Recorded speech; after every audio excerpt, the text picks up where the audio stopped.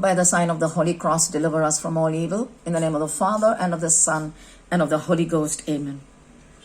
Spiritual Communion. As in all the following visits to the Most Blessed Sacrament, a spiritual communion is recommended.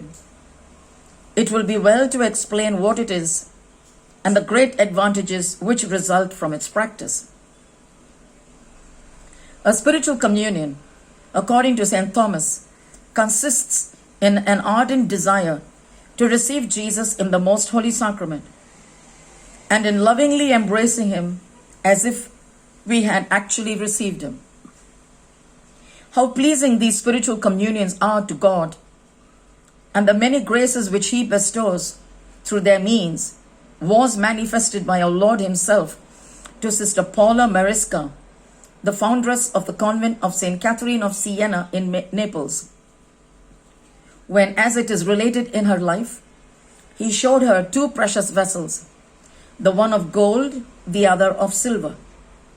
He then told her that in the gold vessel He preserved her sacramental communions, and in the silver one her spiritual communions.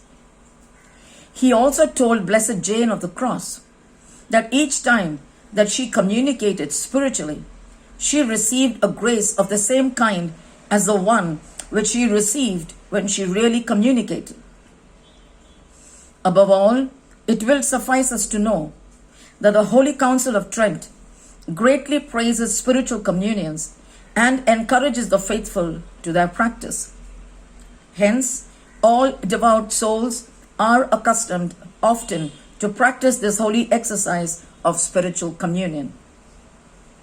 Blessed Agatha of the Cross did so 200 times a day, and Father Peter Faber, the first companion of Saint Ignatius, used to say that it was of the highest utility to make spiritual communions in order to receive the sacramental communion well. All those who desire to advance in the love of Jesus Christ are exhorted to make a spiritual communion at least once in every visit that they pay to the Most Blessed Sacrament, and at every Mass that they hear, and it would even be better on these occasions to repeat the communions 3 times, that is to say, at the beginning, in the middle, and at the end. This devotion is far more profitable than some suppose, and at the same time, nothing can be easier in practice.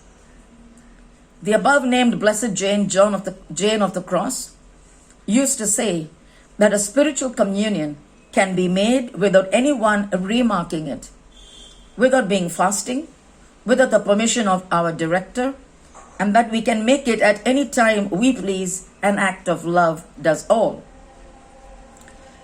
An act of spiritual communion. My Jesus, I believe that Thou art present in the Blessed Sacrament.